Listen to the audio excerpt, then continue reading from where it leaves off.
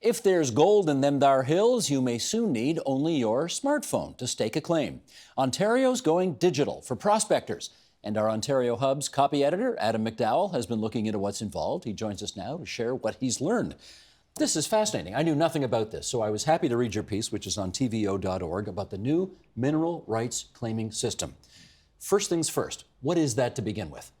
Well, staking a claim is basically a system of calling dibs on a piece of land somewhere in Ontario on the mineral rights underneath the surface. And how do you do it, or how did you do it? Well, under the old system? Until Monday, it was very analog, very old-fashioned. You would, well, if we wanted to stake a piece of ground right here, we'd put a stake in the ground, at least 4 inches by 4 feet.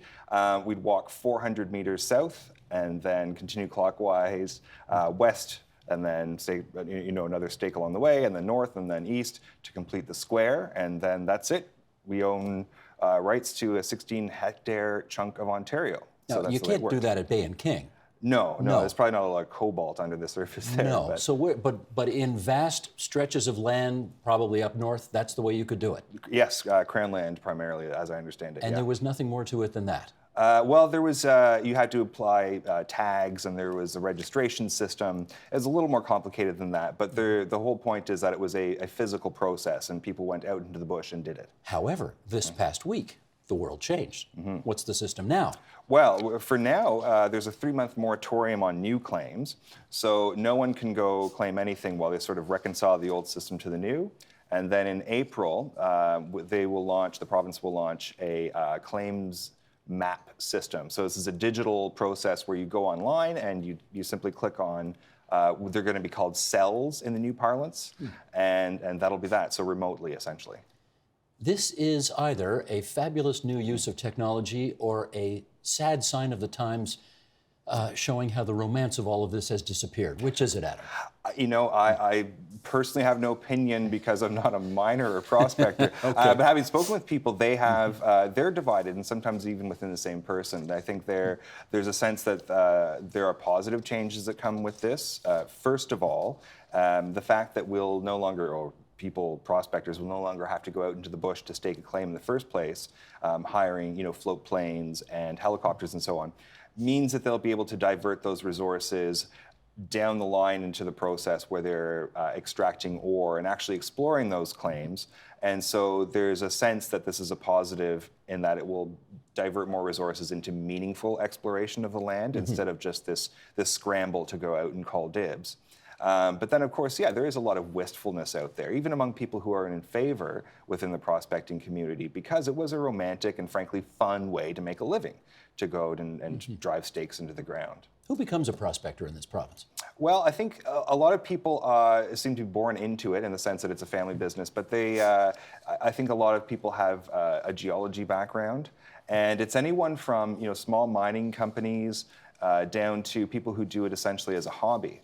And I don't know how successful the hobbyists are, but I mean, I've heard about teachers doing it during the summer and that kind of thing. Well, we know how successful anybody is at this, right? I mean, the odds of you going out and, as you put it, putting dibs on a piece of land and that actually turning into a working mine that produces something for sale, I mean, you have the numbers in your piece. It's astronomical. Yeah, so there's about a 1 in 1,000 chance. Gary Clark told me, he's head of the Ontario Prospectors Association, that there's a 1 in 1,000 chance that you'll need to bring in heavy equipment to do a little more exploration on a claim.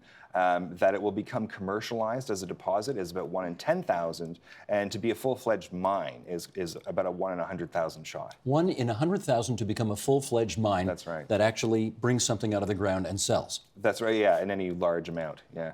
So it's a game of long shots. No kidding. Yeah. I mean, it makes you wonder why anybody wants to do that, given the odds. I mean, your odds on buying a lottery ticket and having it pay off are probably better. Well, this is where the prospectors always came in. The grassroots level is what they would do is stake a lot of claims and assemble them into a package. And so their expertise was in creating a package of claims that was worth buying if you were a junior mining company, so that you could further explore, because the prospectors didn't have the resources to do that. And so this is really kind of fundamentally what changes is the amassing at that very first step will be open to anybody with a computer. The process of prospecting itself, is that a money-making process for people in the north? It is. There are small niche companies that are doing this, and I've spoke with people from prospectors associations who are also in this sort of side of the business in exploration. So there are boots on the ground, as the phrase goes. There are people who live in places like Thunder Bay and Sudbury who go out and prospect. And this is their living. This is their living. This is how they make a living. Can anybody tell, as you pointed out, the new system doesn't really go into effect for another few months yet, but can anybody tell whether this, by going digital, is going to make it just vastly easier for lots of new people to get into the game, or whether it may have the opposite effect, and that is if you're not high tech, you're kind of out of the game? I think for some older people in the prospecting and exploration business, there is a concern that they lack the computer skills to really excel at this. There's also the concern that people located in Toronto or Ottawa or somewhere else, not on the ground, don't have to expend any sweat equity. They just have to be pretty good at computers in order to do this. And so that local knowledge, that local sweat equity won't be rewarded in quite the same way. But at the same time, the barrier to entry is relatively low. I mean, you can go and play around with the system. Look at the My Claims system on the Northern Development and Mines website and see how it works. It doesn't seem terribly complicated. And for some people, they'll simply trade from going out into the bush to sitting on a computer and doing this. And no staking for the next few months until the new system goes in place. That's right, a moratorium for a few months. So put your stakes, your 2x4s, whatever you put into the ground, put those away because they're no good for now. Yeah, and the stakes are retired entirely. Stakes are retired. Yeah. Last question is Ontario, to your knowledge, the first jurisdiction to try this on? No, far from it. In fact, we are the next to last province to be doing this. Manitoba still hasn't. The 3 territories haven't. And there's a number of U.S. states that still have physical staking. But the world is changing in this direction. And there are other jurisdictions who have gone through this before. And certainly speaking with the ministry last week, they said that they are looking at those experiences in terms of how to set fees and so on.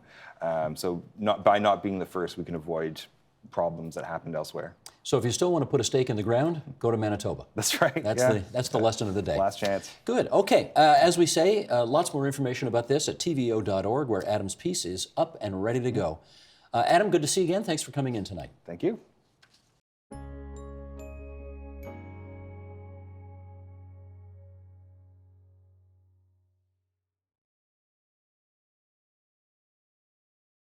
The Agenda with Steve Bacon is brought to you by the Chartered Professional Accountants of Ontario, helping businesses stay on the right side of change with strategic thinking, insightful decisions, and business leadership. Are you on the right side of change? Ask an Ontario CPA.